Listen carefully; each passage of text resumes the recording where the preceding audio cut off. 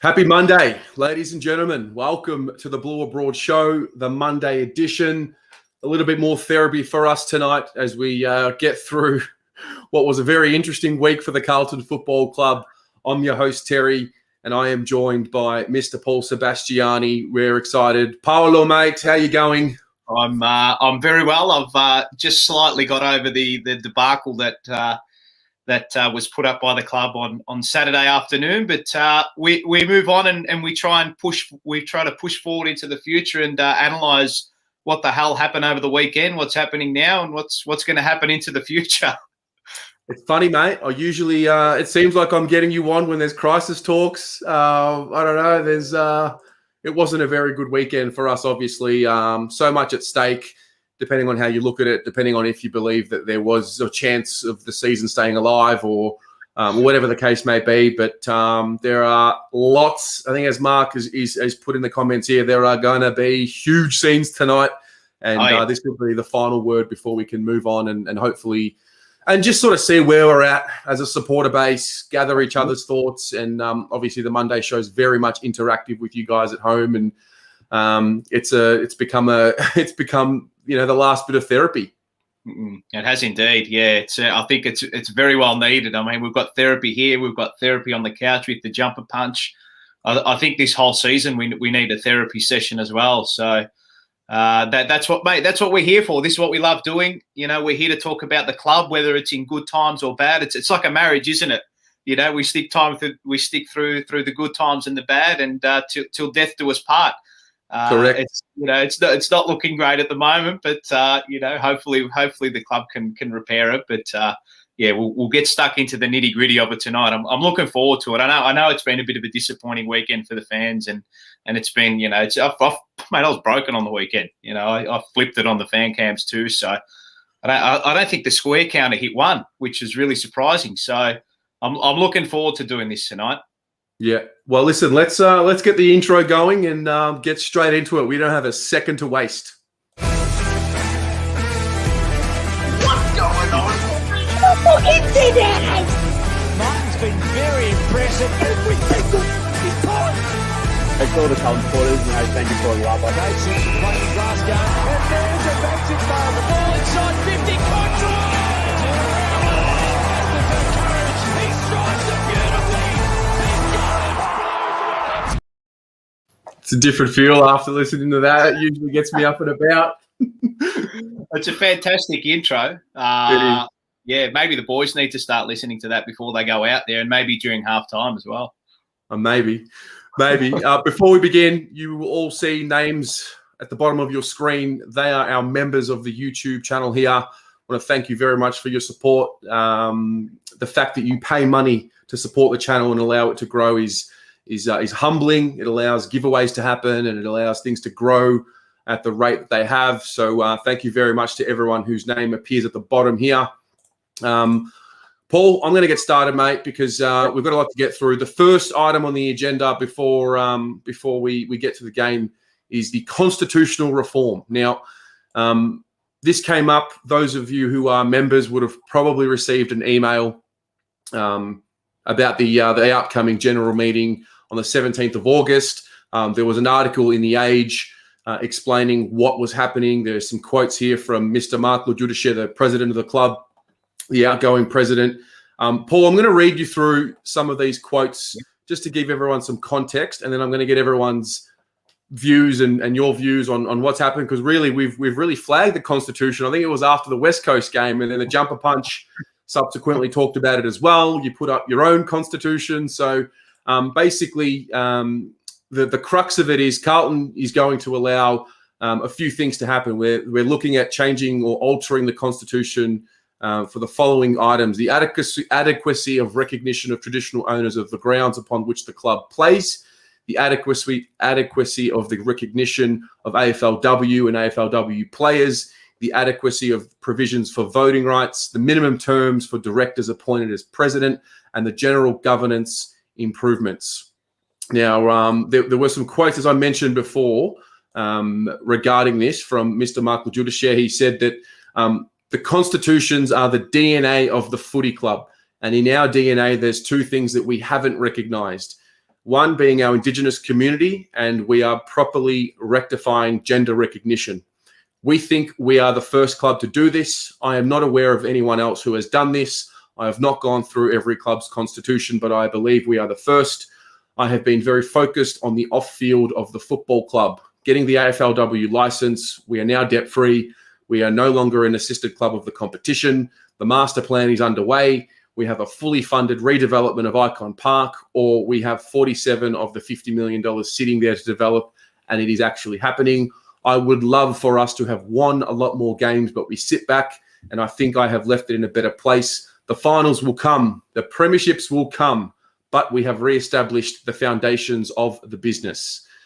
I guess for you guys at home, and you as well, Paul, what are your first impressions upon hearing that?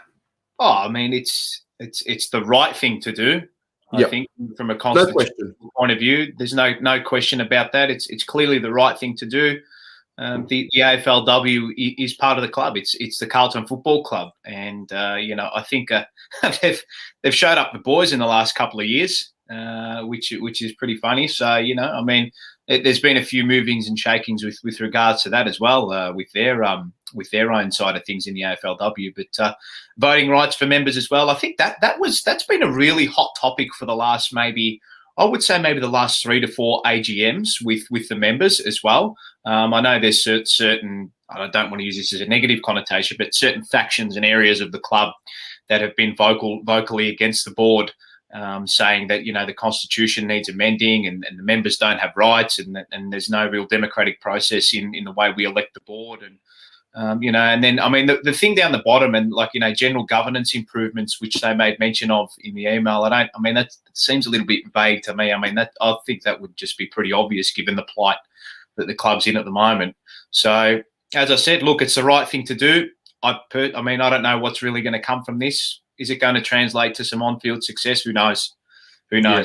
I mean, and I said it earlier in the year as well. I think the president has left the club in a better place on the field, off the field. He's done some good things off the field, but unfortunately, and this is by no means a personal attack on our president, but the on-field record, it's the worst it's ever been, Terry. And I mean, I think ultimately with the fans, that's what you're going to be judged on. I mean, that's what I'm judging him on. And so far, from an on-field perspective, it's been a disaster, really. I mean, the fella's been at the head of the table in our worst ever season from an on-field perspective when we went 2-20 in 2018. And look, as far as I'm concerned, I think the issue with the club at the moment is that it's just all talk at the moment. I mean, you can say the right things, but at the end of the day, people want to see action, Terry. That's what I want to see as a fan and as a member. But I just don't see it in the near future how it's going to translate to on-field success. And I think ultimately that's what us as paying members want. Yep. There's two parts of all the quotes that I just read out. There are two parts that really drew my attention. The first one was at the beginning, because there could be a notion out there that when we brought up the Constitution in the videos that, it's just a document, it's just a formality, but the quote from the president is the constitutions are the DNA of the football club. And to have a written document outlining what you are, who you stand for, that is meticulously created to put out to the world and its and the club and its members and its stakeholders as to what the football club stands for, tells you that, okay, this is the DNA of our club. And we are looking, you can read between the lines. I guess if you're looking for something to be upset about, you'll find it. If you're looking for something to be happy about, you'll also find it. But for me, when I look at the club, all of these causes that are, off-field related, we'll call them, are important. We're in a new world. We have a platform as a football club. We're a massive club. We have a big supporter base. We have a lot of eyeballs on the club. And with that platform comes a responsibility. I just feel like the best way, I have this notion of, don't tell people who you are, show them who you are. Your actions will actually dictate. And if you're going to go to schools and give back to your community, and if you really want to set an example of how to be a good winner, human, show us by your actions on the field. Show us what winning is. I think that would be a lot more powerful than writing it down and then going on the field and not embodying what you are writing. I think having it there in front of you in writing, but to see every day, because if you see it every day and it's visible at the club in front of you, it almost begins to manifest inside you. I think that's the way I think it is the way we should look at it. But then, I mean, I think from our point of view at a club, I mean, you need the messaging to be consistent. Right now, I just looked back at the Carlton Way document, and I know I've made a lot of mention of this document that's come out from it's the strategic plan from sort of 2019 to 2023, which states what we want to achieve as a football club, whether that be on field and off field, and striving for success and winning premierships on the field is at the forefront of that. But the problem is, if you go and actually look at the constitution of the club, and we've continually made mention of this, winning is you've got to sift your way down to actually find it. And the messaging, it all needs to be in line with the Carlton Way and the Constitution. I think the big one for me in the Constitution, I know it's in there, but winning flags and having success on the field, it needs to come all the way to the top. Personally, that's how I see it. That's how I see it. I'm with you. I think it would be a sign of, at the end of the day, we are a sporting club. Correct. First. Yeah, and I've continually made reference on the jumper punch and throughout my social media and all that. I actually think the club have detached themselves from the reality of their being, which is ultimately winning games of football and winning premierships. It's the Carlton Football Club at the end of the day, and I understand that the social issues are important, but for me and the way I look at things is that I think if your club is winning and it's in a harmonious environment and your members are up and about and happy, I think the social issues are almost like footy's like a getaway for that, and at the moment the club's just like, people are sort of, the tough life with working 9 to 5, going to the footy and then watching the rubbish that they dish up on the Saturday. I mean, it just adds to the pain, mate. And then people wonder why people go berserk, and people get upset and angry. So I think for me, going back to the constitutional reform, it has to be in line with what the Carlton Way is, that document there. Yep. The winning has to skyrocket, mate. I mean, for me, it's laughable that we've got environmental sustainability above winning on the Constitution. So not about leaving the grass. It's how you cut the grass is more important than winning flags at the moment. So look, that's what needs to change from my point of view. There's a symbol to it. There is, and I think the other part as well was at the very end where he says, "I would love for us to have won a lot more games, but we sit back and think I've left it in a better place. The finals will come, the premierships will come, but we have reestablished the foundations of the business. So the finals will come, the premierships will come." For me, it's like, based on what? Yeah, it's a vague statement, really. Like, I mean, it's, St Kilda probably would have said that when they won their flag in 1960 or whenever it was. We won our first, and now they're going to come. It's not guaranteed, mate. The only way it's guaranteed is if you're all following a unilateral message of we're winning the premiership and this is what we're all about, on-field success. And I mean, for me, and again, as I said, it's not a person. It's just empty words. Empty words from my point of view. Yeah, and that's the thing. This isn't a thing against Mark. I love Mark. I really do, and I'm sure he would, like he said, I'm sure he would want to see more wins and then premierships and whatnot. But we're going to talk a little bit about the rebuild after this, because that's come up, and I feel like there's a new debate that's going to emerge maybe at the end of the year, because we have to be real. We've got to talk about what's going on, where are we at, how are we feeling, because I really do sense I mean, it's within me, but I have been sensing it within others, just a loss. Like, what now? How do I support? Like, do I stay this passionate? Do I keep supporting the way I have been? Do I need to dial it back a little bit? Like, there's a real grey area that's emerged. Yeah, and I think the risk as well is that, and it's been coming up with a lot of the past legends, and I know Robert Walls sort of divides opinions as well, but he mentioned that, if the club keeps going the way it is, you're going to lose a generation of supporters, Terry, and that's not good for anybody. Kids don't want to go to the footy dejected and leaving at three-quarter time every week. They want to be going back to school and saying, look how good the Blues are, geez, and taking the piss out of their mates. So I fear for what what may transpire in the future. But again, the fact that they're putting their hand up and acknowledging that things have gone wrong is it's a start. But as far as I'm concerned, it's just empty words at the moment, mate. People want to see action, and whether or not that comes through constitutional reform, time will tell. Yeah. Well, guys that are watching at home, stay tuned because we will love to have your input. It's important to have a documentation of your input about the rebuild and how you're feeling. So we'll get to that a little later. The next part, Paul, is the injury woes. Something new happened this week. We got an injury report on a Monday. The club was very quiet, and I don't know if you noticed, it was a very different injury report. It went for a couple of minutes, and it was the full injury report. We heard about Harry and when the injury happened. He injured his toe versus Collingwood. We heard about Setterfield, groin soreness last week. We heard about Josh Honey, the knee knock last week. Yep. Levi with the bone bruising. There was 8 or 9 of them that were mentioned. McGovern seems like he's coming up soon. I found it interesting. Now, look, there's no question we have had a horrible run with injury this year. No question. Yes. That's not to excuse anything because we looked at the weekend. We're going to talk about it soon because of the effort.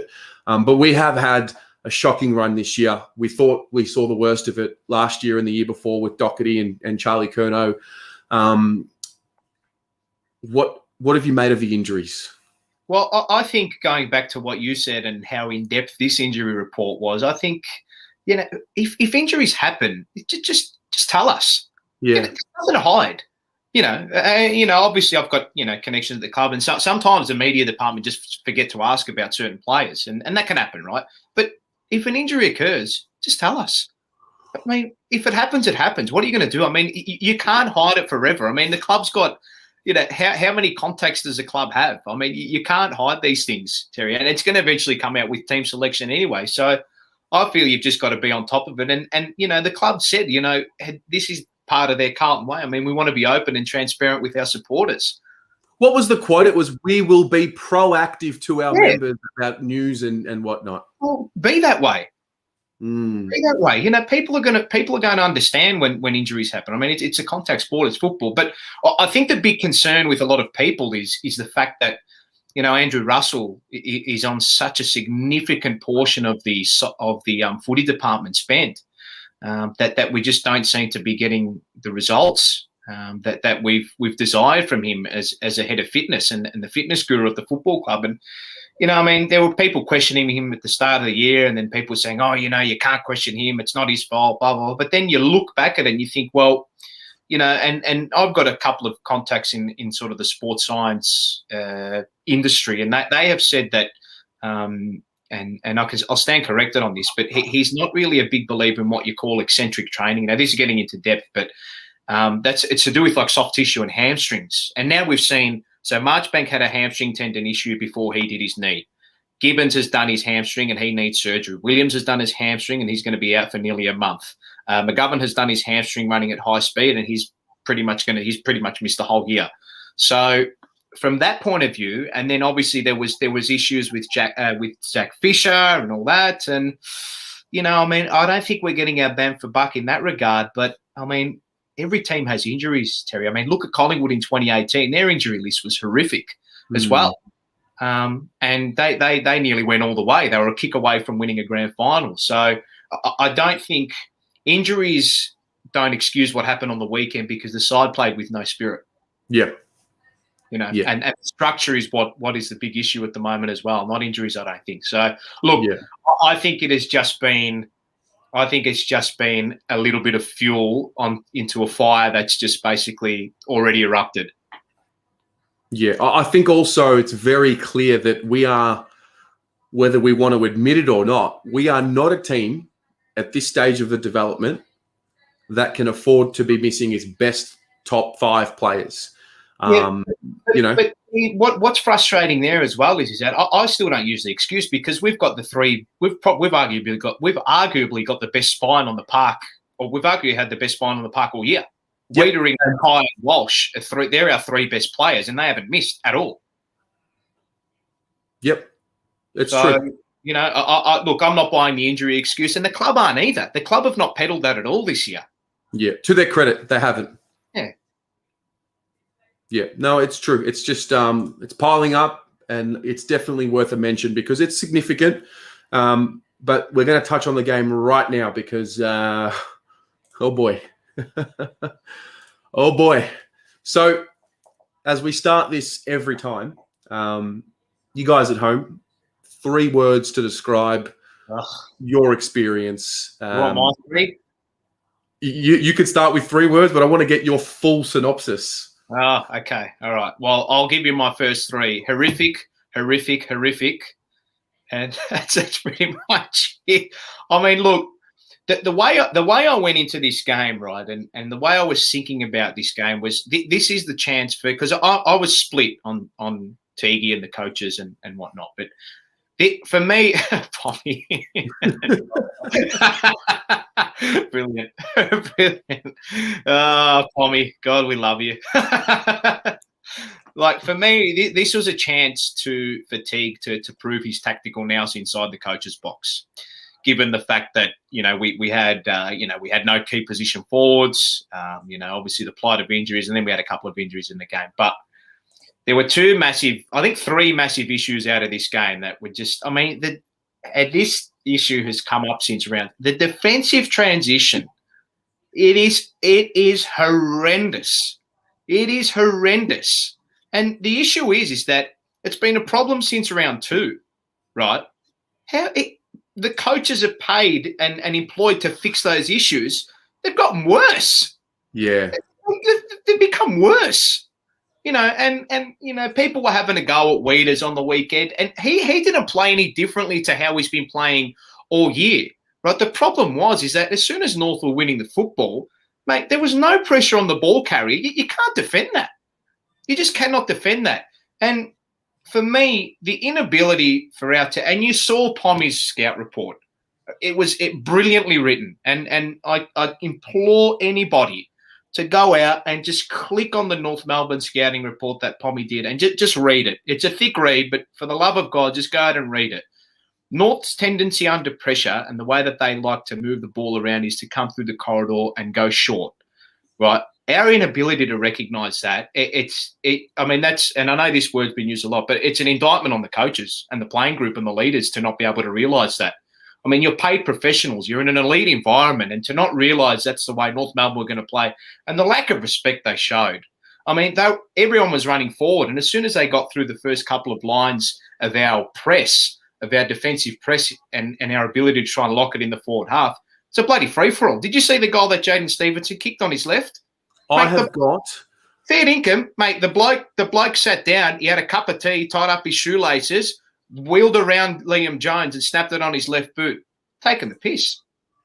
I've got a scar in my mind of how many times I saw the screen turn to a situation where 3 North Melbourne players were running into their forward 50 with 2 North Melbourne players in their forward 50 line with 1 Carlton defender or 2 Carlton defenders. I couldn't believe it. I really couldn't believe it. And that's where the injury excuse cannot come.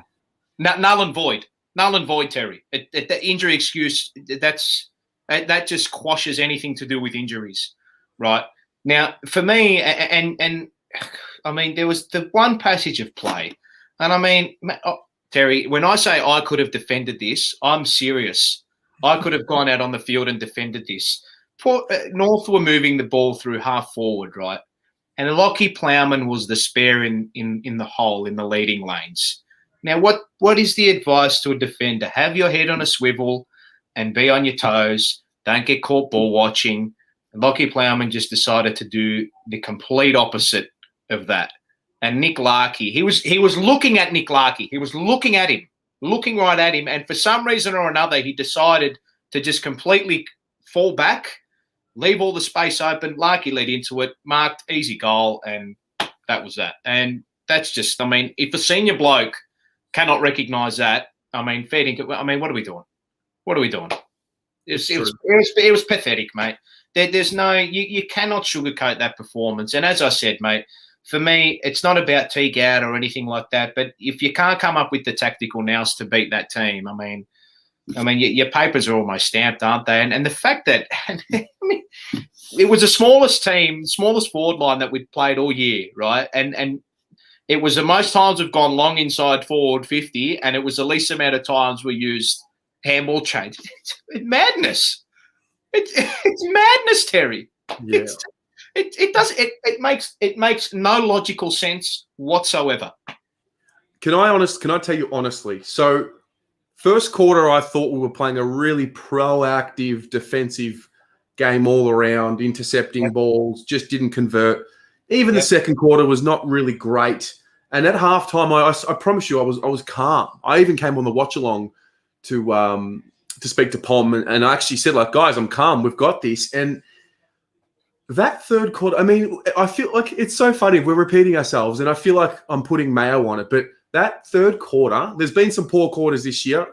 Round 2, the second quarter against Collingwood it still hurts. The fourth quarter collapse against the Doggies. I think that third quarter against the Eagles. And then there's the third quarter against North Melbourne.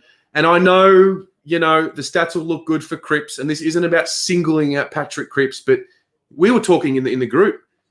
I think it was Mars. He's like, where's Cripps? Look, where were the leaders? You rely on your leaders. Absolutely scathing he was on him, and I was as well. And, mate, the high fives and right, there's 2 seconds to go when you're 7 goals down against North. I mean, like, get real. Get absolutely real with yourself. And, and even, like, what was the instruction to him as a forward? Was it just to go up to to Ben Mackay and just play WWE with him because John Cena's back in the WWE? Channel your inner John Cena and go out and have a grapple match with Ben Mackay. Mate, create space, lead, instruct that to him. It's not hard. Well, listening to Teague's press conference, he made reference to something. I should have the words. I should have prepared this better. But he basically made reference to the fact that we wanted to get the ball in long and trap it in our forward 50. And then it literally said to me, that's what we want to do. We don't want to lower the ice. We would rather create a spillage in our forward 50. The problem is we don't do it. So it's like we're being told we want to kick it long and high, and we don't want to kick it to a lead because there's no movement forward of centre. No, exactly. It's stagnant. But how are you ever going to do that with that team out there? It just tactically it made no sense whatsoever.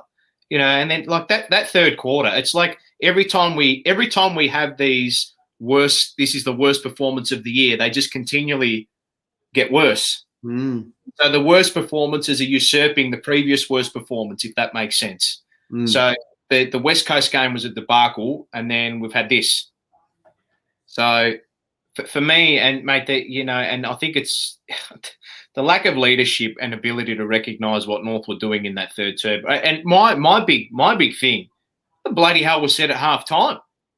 That was my next question. What you go into half time, you haven't played well. I think we were up at half time. All right, boys, we haven't been good. We're just going to clean this up. I don't know what happened. I don't know what was said. I'll say this of the coaching panel and of the leaders in that group who would be, taking the onus in those halftime meetings.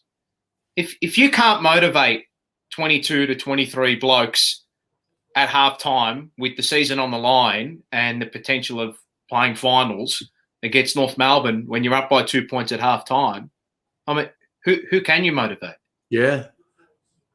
And that's where my question goes to. I said it in my review. I don't know whether to feel sorry for Teague because he's coaching players that just don't have that intrinsic motivation, or I don't know if I feel sorry for the players. No, I don't feel sorry for any of them, mate, because you reap what you sow. Of course. You get what you deserve. Yeah, of course you do, mate. And that's in life, that's in football, it's in everything. And for me, like when I see guys with their hands on their hips walking off the field with their heads down, don't get to that point. Give everything you've got out on the field. Given that we're human, I know you're not always going to be giving 100%, but for the love of Christ, mate, I mean, what was embarrassing, and I even said this on the jumper punch, is that the way they played with spirit last week, and there was a certain DNA that they played with. And granted, look, I know it was Collingwood, but my question was, is that you will find out a lot about this group and the coaches with regards to professionalism if they can back it up this week. And they didn't. Fail. Every single test that this club has undertaken on the field this year, they have categorically failed. Like there's actually been no excuse for it. There's been no excuse whatsoever. Yeah. I'm reading some comments here about the motivation, and I think it's right that the role of the coach is obviously to create a game plan, of course, but also to sell a message to empower a group of men, in this case, the men's team, to empower a group of men to believe in something. And that's where I put the blame on Teague because, mate, 100%, mate. The buck has to stop with him, Terry, right? And this is where I peel it back to when we first hired him, right? The statement was, he's ready. Yes. He is ready to coach. Hit the ground running was the quote from our CEO, right? Yes. For me, the argument that we should get assistant coaches around him to help him, that just completely defeats it's a complete opposite. It's a complete opposite of what they said at the start. So it's just continual mixed messages. So, and that's why the club's in the position where they're in. Yeah, there was a symbolic moment for me. There were a few. The symbolic moment, I don't mean to just keep going on to Cripps, but it just sort of showed the intent. Now, Jai Simpkin is a good player. He's really come on. Yeah. The stiff arm to Patrick Cripps, that is not Patrick Cripps. No. How do you stiff arm the big Patrick Cripps? And it just sort of showed me the mental application to go into a contest. I think he's completely lost his way, to be honest. I just think he's, I don't know whether this co-captaincy or this captaincy is just completely weighed down on him, but he's just not the player that we had back in 2018. It's complete opposite, really. And I mean, you look at his numbers: 3 goals and 21 touches, but he only had the 12 touches up to time, and he only had 3 disposals in the third quarter when we needed him. I mean, he went missing, really. Yeah. And his leadership has to be questioned. It's as simple as that, really. It's been really disappointing, and we've locked him away $1 million for 6 years, Terry. We've got to. I don't know if he's going to get any better. That's true. There are everyone's got to be evolving all the time. I just hope there isn't a sense of complacency because of how much he's been built up, and there's a notion out there that he's given so much to the club, and he's been carrying the club. But that's what's he given? He's had 2 to 3 really, really elite years, and then before that, if you remember, he actually created his name because of all the hard stuff he was doing. It was 8, 9, 10 tackles. It was Jack Steele. It was really a Jack Steele application. Yeah, he's just. I don't know whether the game has sort of passed him or his body's completely banged up. But look, mate, I love him. I love him. And I'm seeing here that like he slipped. He didn't slip. He was stiff armed, and he didn't go in hard enough.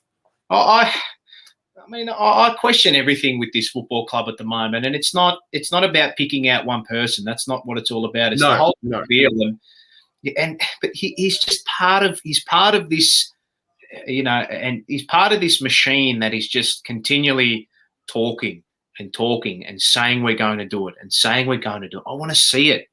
I want to know what you said at halftime for the boys to come out like that. I want to know what the coaches said at halftime for the boys to come out like that. It's not good enough, mate. It's not good enough. No, it's not good enough. Not. Let's I don't know how this is going to go, but we're going to try and give some votes out because we do it every week.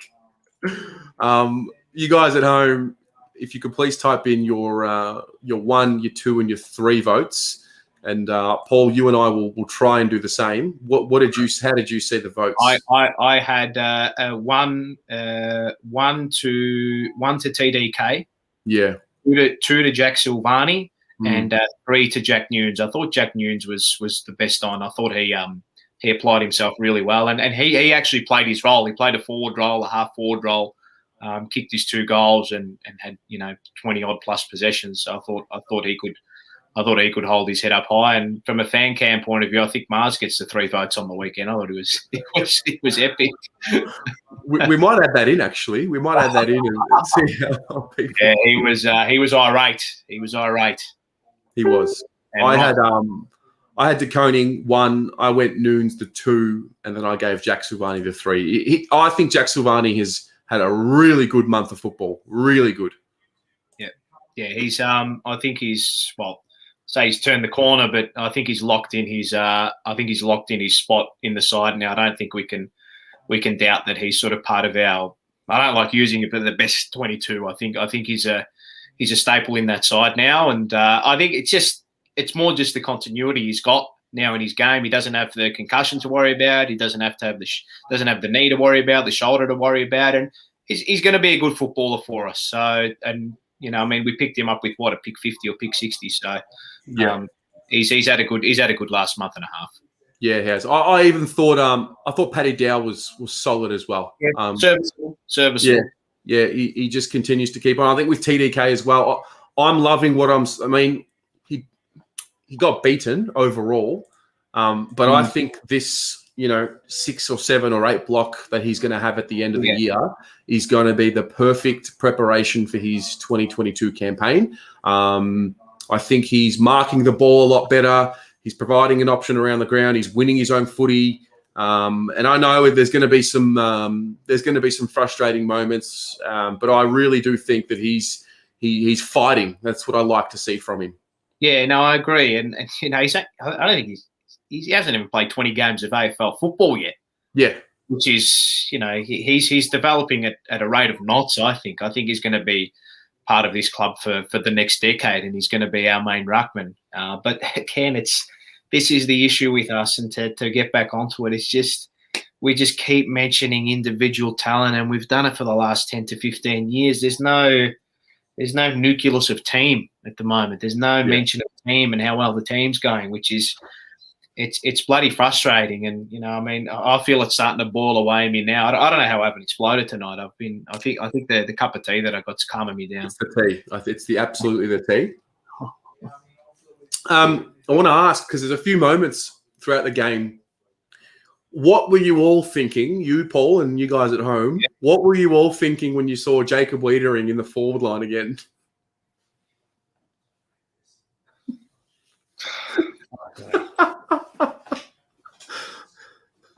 You're just conceding defeat, aren't you? Really? He's your all-Australian fullback.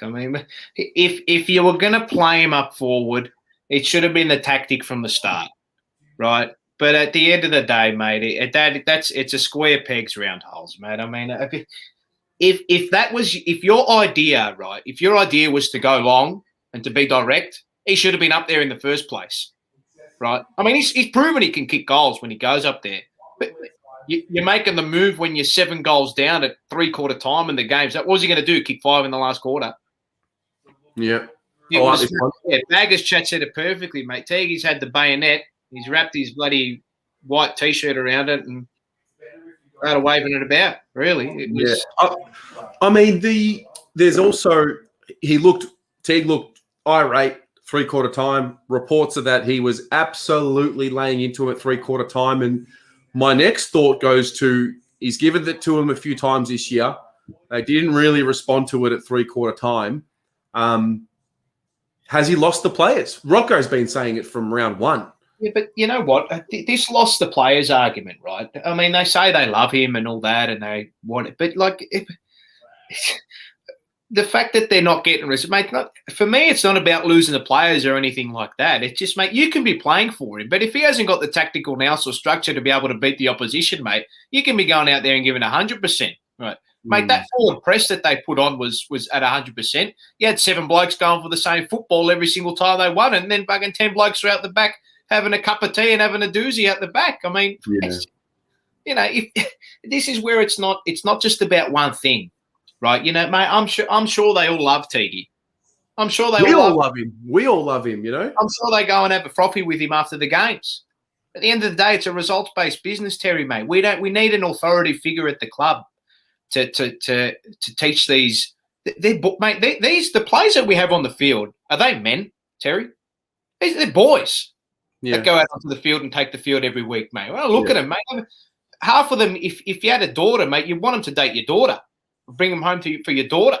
Really. There's no hard edge, mate. There's nothing like that. And for me, and I think Pommy said it beautifully, he's like the dad that everyone's around that, mate, lets you have a drink underage and lets you have a smoke underage and everyone loves him. But I mean, at the end of the day, it ain't going to get your results, is it? And I don't think we haven't seen it. We haven't seen it, mate. The proof is in the results, Terry. The ladder doesn't lie. No, the ladder does not lie. The results do not lie. I want to talk about. We're going to go back to the injuries, just for this exercise. Yes. Now, for those of you at home, Pommy and Paul have been talking. Well, Pommy's created, as he always does, has looked at the injury and the impact of the injury. So, Paul, I'm going to get the graphic up on the screen if you want to explain this to everyone at home. Yes. Okay. So this is basically to do with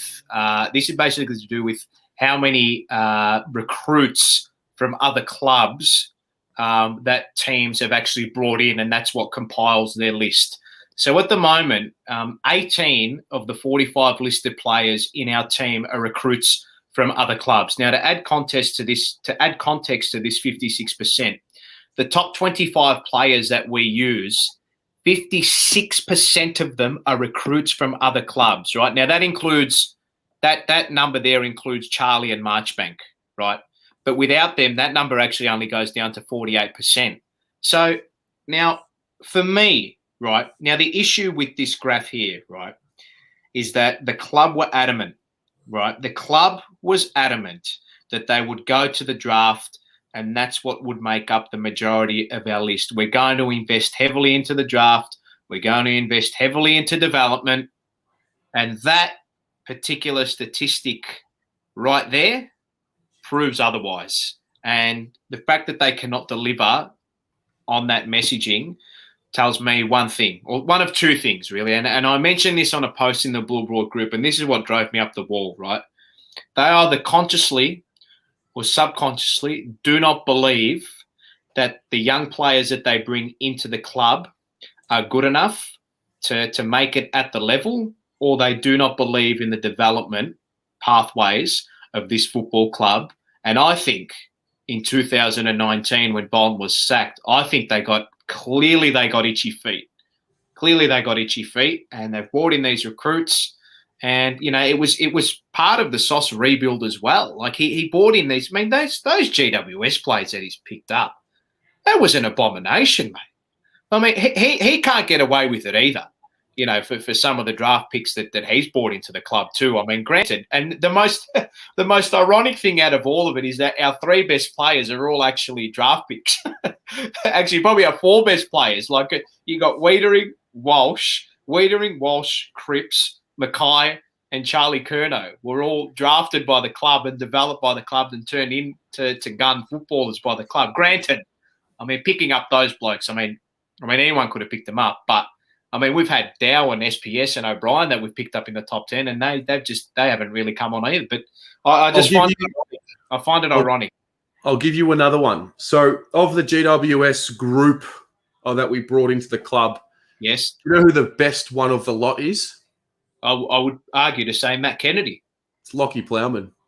Oh, Jesus! Oh, Lockie Plowman has been the best of the bunch. Oh, Jesus. That's a, Well, that explains it all, doesn't it? The most talented of the bunch is Caleb Marchbank, but unfortunately his career has been kept together by Sports Tape, which is not great. So, look, I mean, I fear, because I actually think that this club is another 5 to 10 years away from anything, really. And as I said, I find it so ironic that our best players are actually drafted and developed by the club. So this is something that Jad really brought up last year on the fan cams, and he's like, we steered away from the rebuild and whatnot. And there's a few points I want to make here, because Joseph Adamo came on the fan cams and brought up a really important notion that I don't think many of us have discussed on the show here. And the messaging of the club when Bolton was hired and the rebuild, began with the Wiedering draft was We won't be defined. I'll never forget it. We won't be defined by wins and losses. We will be defined by pressure. And I just can't help but wonder, has that messaging from the beginning been ingrained into these young men, the Dows, the Fishers, the Samos, the O'Briens? Has it been ingrained in them? And have we set them up without a desperation of no, winning is absolutely the most important thing? Well, that's what it should be, really. Doesn't matter how old you are, mate. As soon as you come into the football club, that's what it's all about. You know, and for me, it's a simple message of, mate, if you come in and your first answer is, why do you want to be at the football club, and it's not to win premierships, well, I'd be showing you the door, to be honest. Yeah. And that's the thing. Like, I really, I don't know. I feel like my tune has changed, because for me, there was that question of, when do people go? And this is, everyone's tolerance is different, but there's like a graph of, we're developing in patience, and then there comes a point where everyone's going to have it, where it's like you go away from that and you go to no expectation. And for me, that was probably last year, but this year it was absolutely this year. And my tune has definitely changed, because I'm a little bit more, no, I'm expecting it to now, happen. There's also a notion, I don't know if I'm just giving the club an out here, but the reality is we've never done a rebuild like this. Do we need to, as a club, as fans, as everyone, do we need to understand that it was never going to be perfect from the outset? There was always going to be things that were not going to be done right. And if that's the case, I feel like the club have to lead the way and say, hey, we didn't get this right. We didn't get that right. We have to rectify it. Yeah, it's a big thing, because they've invested so heavily in this 5 to 7 year plan that was put forth at the beginning of all this, and the fact that there's just been so much chopping and changing just tells me that the path that they're on, it's not, the path is, it's cooked, really, when you look at it. And deliver on your message. If you said you're going to the draft and your focus is on development, and that's what the core of your football club is going to be, live up to it. Live up to it. Simple as that, really. And as I said, the fact that we keep going back to the well with recruits and poaching people from other clubs, and you cannot create a culture with guys from other clubs coming in and trying to learn your certain way, because they've been embedded with a different way at this club. And you said it, mate. You said it. The fact that we won't be defined by wins or losses, clearly, mate, because we haven't won. We haven't won anything.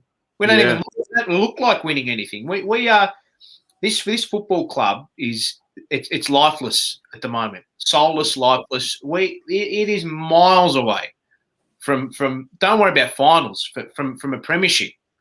So as far as I'm concerned, and you can tell that it's not going the right way, it's because, we sack the coach, get a new one in, doesn't work. Sack the coach, get a new one in, doesn't work. It's got to be a cultural shift away from the list profile, the age of the list, the injuries, the this, the that. There's always something that comes up, whether that's in the supporter base or whether that's from the club, whatever it may be, as an excuse or an ability to try and justify the reality that the club is in at the moment. And it's not good enough, mate. It is not good enough. No, it's not.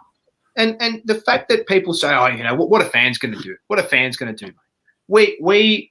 There was a big push fatigue to get him in, right? The players pushed it, fans pushed it, it happened. It's a big push to get Bolton out. He went. Now it's just all got to be, you've got to demand wins, mate. You have to demand wins. That's what it's all about. This is what it's all about, mate. Forget your list profile and your age profile. For me, that's just all poxy stuff, mate. It's all a facade. And the word rebuild, mate, what is rebuild? What is it? What is a rebuild? A rebuild is you flush out all the blokes that you've got there, you go to the draft and you develop a new team around the draft, and then you maybe nitpick your way and plug the holes with some gun recruits from other clubs. And for me, we haven't done it. We haven't done it properly. Simple as that. There's another thing as well. I know people don't like Mick Malthouse, and there's a school of thought that Mick fucked the club as opposed to the club fucked the club. But anyway, Mick used to make commentary about when he arrived that there were players and the contract situation was just poor, mismanaged. There were players that were paid too much. When you look at it 6 years later or 7 years later since Mick's been around, I would argue and I would put to you and everyone, we've almost done it again. There are, I really would. I mean, you look at it, right? The blokes that we are paying X amount of money for, we're not getting any output from them, mate. Williams has not been a match winner this year. Saad has been okay. I'd say just the pass mark. McGovern cooked, and Jack Martins is, if it's not a soft tissue injury, it's something else. So look, and I don't believe in this big money recruit is going to make you into a premiership team and going out and poaching all the. Look at what Sydney have done, right? Look at the football club they have. That they have one recruit, Buddy Franklin. That's it.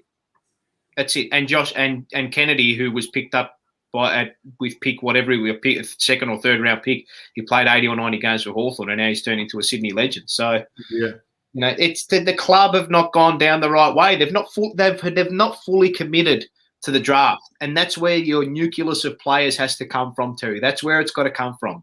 Yeah, the Carlton people like Walsh, Wiedering, Mackay. These are our. They're our kids. How ironic is it that they're our best players and they're going to be the leaders to take us into the future? Terry, if you fully this is what riles me up, right? If you fully believe in your system, and you fully believe in your football club, right? If you bring a kid in at 18 or 19 or however old he may be, right? You're going to bring in those kids more often than not, and you're going to back your system in. You don't plug it up with recruits from other clubs, right? And the fact that we don't have a midfield after 5 to 6 years of drafting, and we don't have a mid-mate. Who we got? Cripps, Walsh. After that, Dow, and then after that, who have we got? It's wafer thin. Yeah. I want to touch on the external review. Now, we don't hide anything here on the Blue Brawl channel. No. We're not filtered. I'm not tied to any corporate dollar. It's only the truth and always the truth and what's real. And I'm watching people comment. Everyone wants to talk about the Reddit thread that came out today, and apparently there's a leak. I'm not going to quote it. I don't really want to get caught into things that I don't 100% know are factual, but I know that you all are commenting about it. There is a Reddit thread out there today that was posted, and apparently there's someone is posing as someone that has information about what happened with the board and what's going to happen. I don't want to talk about that, but I just want to tell you that I'm acknowledging that it's there and I know it's there. What I do want to talk about and what I want to get from everyone and you as well, Paul, and what are the recommendations if each of you in the audience want to put one recommendation for the club, what would it be? For me personally, I would be for me it's two things. For me it's a twofold thing, right? For me it has to be the cultural shift and surrounding that around winning. That's what it has to be about. And if you don't want to be a winner and you don't want to play with pride and with the DNA and with the system, well, there's the door, basically. These are the elite standards. We want a premiership standard at this football club. This is what you need to have as a player and as a coach and as someone who works in admin. Everything has to be at a premiership standard, right? That would be the first and foremost thing. The communication channels. And this includes from people at the club to people at the club to members, and members to club. It's all of it. It's all of it. The communication channels just have to improve, because that's, for me, that is what, I mean, this is why I think things fail, and this is why businesses fail, because the communication channel just, every people don't know what their job is. They don't know what the system is. There is no system. It's not communicated properly to them. That's what has to happen. I mean, and the issue is, for me, is that how much backroom staff have we gone through in the last how many years, right? And it just hasn't worked, right? But for me, there's no real one formula for success, right? But it's just got to be a cultural change. The standards have to be so much better at this football club. And for the love of God, I don't want to hear, and I'm glad that the club battened down the hatches this week. I'm bloody glad, right? Because I didn't want to hear anything about, the training standards are high and all that. I don't need you to tell me the training standards are high, because I see it. I see it out in the field. Blokes don't want to run. They don't want to chase. They don't want to defend, right? So those are the two main things, cultural That has to change. It has to be about winning, and the head of development and the development and the focus on winning has to be at the forefront, as well as the communication channels just have to become better. Club to club, club to member, member to club, and I'll leave it at that. No, I love it. You touched on what I was going to talk about as well. I mean, I had the privilege of interviewing Bernd Waller a few weeks ago, who I used to work with in Israel, and he was the former president of Stuttgart in the Bundesliga, and he was the president of his childhood football club and understood the love and passion of the fans. And he spoke about how with your messaging to your people, the way, if you haven't watched the interview, I really, really recommend that you do after this. He spoke about you need to have an authenticity to your messaging with your people. This is not just a sporting club. Those of you who say it's just a game, it's not. If you talk about it like it's just a game, it will be just a game. This is literally, it's a community of people. You are leaders of people. The players are really just agents of the fans. You know, they really go out and they represent more than just themselves and then their coaches and their families. They represent a whole community. And I think there's been I talk about it all year. I can understand there has been a want and a willingness to distance ourselves from the arrogant past that we once had. I feel like we've gone too far. You know what the arrogant past got you? Wins. I know. But I understand. I understand they want to move with the times, and I understand that. And I feel like there is a complete disconnect between the fans and the club, to the point where, I don't care, I'm going to bring it up. The club blocked one of the podcasts on Twitter this weekend because of a word that was used. And I saw it, I thought about it, and the first thing it said to me is, we don't have a club that is connected to its people on the ground level. No. Why a phone call? Look, it's this cancel culture that we have here, and they've bought into it. And it actually started in 2009 when Favola was sacked, because it was the right thing to do by the standards of the community. You look at the strong clubs, they put their arm around their people. This channel, people are going to fuck up on this channel. They're going to say things that they shouldn't. They're not going to be blocked and cancelled. They're educated. And I think there really is something in that. Like, if you cannot level with your people on the ground level, you cannot operate. You cannot operate. And I really implore them to look within in this off season and find a way to make common ground with your fucking people that give you so much. There are people who have lost their jobs who will still put every last dollar to buy that new hat that comes out, buy that 95 vintage T-shirt that comes out, and you have to show them some respect. I agree, and whether or not that comes from top down, I don't know. But the fact that we hear things that the club are peddling messages to supporter groups, being of a journalistic background and a writer myself, I mean, that is dangerous territory, Terry. That is dangerous territory. It's one thing to not say a certain thing, but it's another thing to tell people what they have to say. And if you don't want to be beholden to critique from fans and paying members of the football club, shareholders of the football club, who pour their hip pocket to pay for the facilities, to pay for the wages, for all of that, right? If you don't want to be beholden to that critique, whether you are a player or admin, get out. That's my message. Leave. Yeah. If you can't handle the heat, leave. Simple as that, mate. And the one thing I want to point it out too, and you showed me this, and it's there for all to see on Instagram. Someone asked Zach Fisher, Zach, can you please kick a goal on the weekend? You know what his response, like an immature child, was? No.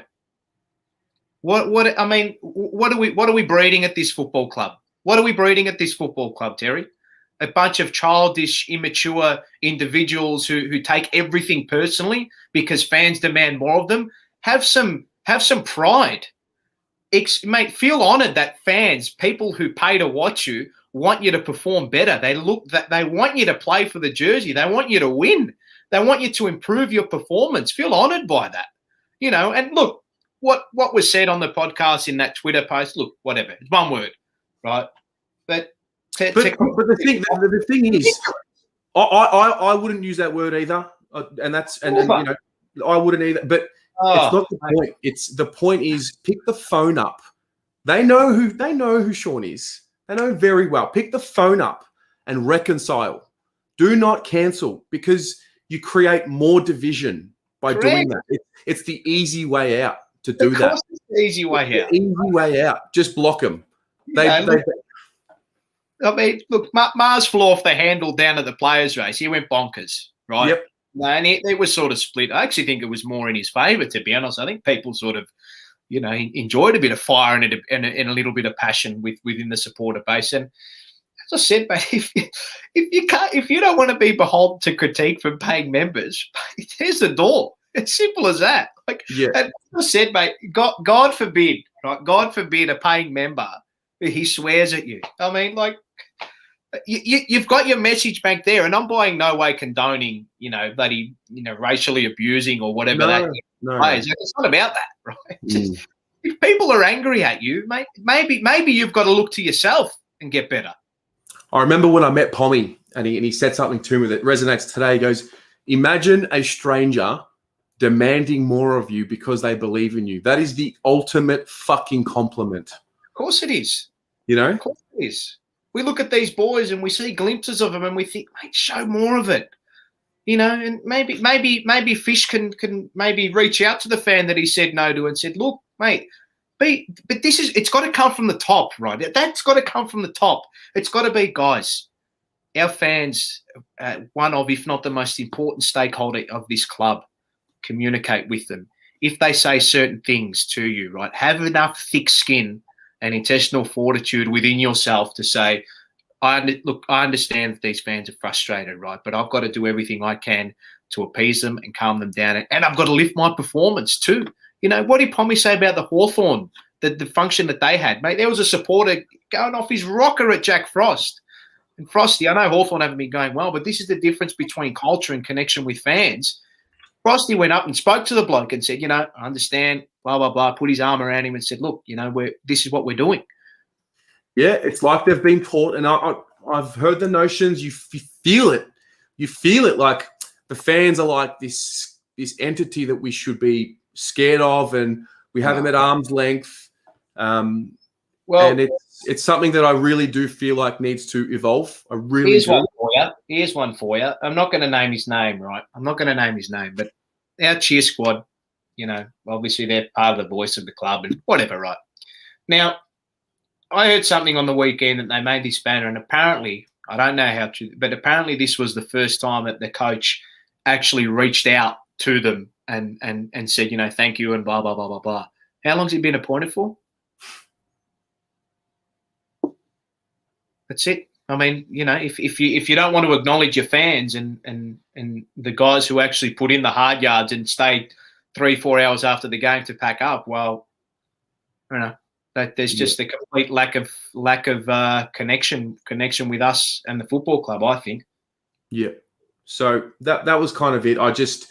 We need to, instead of looking outside and looking at the flashy toys that are available at free agency, let's look within. Let's look in the fucking mirror. Everyone, fans as well. Everyone. It's just so important. Critique the club. Hold them to account. When the performances are not good enough, you tell them. When they're good, you tell them. Works both ways. Yes. And the same goes for the people inside the football club as well. I mean, stop cancelling people, stop blocking people and all that. If it's gone over the top, okay, fair enough. But, mate, that's you're treading very, very dangerous water there, I think. Yep, 100%.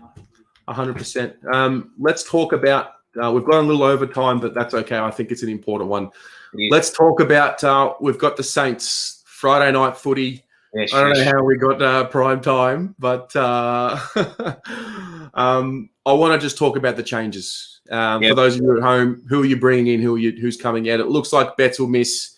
It looks like Williams will miss. So what do you think? The chops and changes are pretty simple for me. It's either Honey or Durden come in and Durden maybe makes his debut, or Honey comes in and I think Brody Kemp will make his debut this weekend. So that's no insight, but it just seems that way. I mean, he was named as an emergency last week, and hopefully the goal kicking competition he wins this week is actually a sign of his debut. Oh gosh, they got us again, didn't they? All-time stinker. They got us again. Before we wrap up, guys, you'll see on YouTube we've got one more. We've got, what do we got? It's the 26th, so we've got 5 more days for you to win this Guernsey. So for those of you on YouTube, we've got the link pinned there. It's the 150-year anniversary Guernsey, limited edition amount of these available. Jordan Gallagher actually donated this to the channel. So basically, to celebrate the shop opening, you purchase anything from the shop, you go in the draw, and I'll be drawing that out next week, I think. So that's there. Paolo, talk to me. Jumper Punch tomorrow night? Yes, Jumper Punch, 8 p.m. We recorded on the Sunday morning, immediately after the show. Wow. Immediately after the day after the game, obviously, and we've. I can say that I was a lot more. I'm going to be a lot more irate on the Jumper Punch, as you will see, than I have been tonight. And it's a very, very fiery show. Again, that's going to be set for the audience at 8 p.m. tomorrow night. So make sure you get onto it, like and subscribe on Facebook and Instagram, and on my Twitter hand as well at PaulSeb05. So if you've got any questions or anything, flick us an inbox or a mention on Twitter or Instagram or Facebook, and I'll do my best to try and answer it. I love talking about it, and it's a pleasure as usual, Terry. Always, mate. Always. I think also we've got the Almost Blues Brothers podcast. That's out tomorrow morning, 6 a.m. They're doing great things there. They're raising funds as well. So that's exciting. Thursday night, the Blues Footy Podcast boys will be live with the new teams. Pommy's going to be doing the watch along on Friday. And then Saturday morning, the show will still be there. Riley will be hosting that. And that will be done, obviously, for the first time as a review show almost. So I'm going to have the preview for the Saints game out probably tomorrow or Wednesday. And the final note that I'll leave it on is if you I really want you guys to go.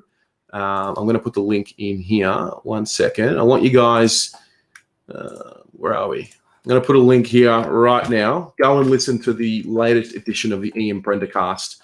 They do some great work.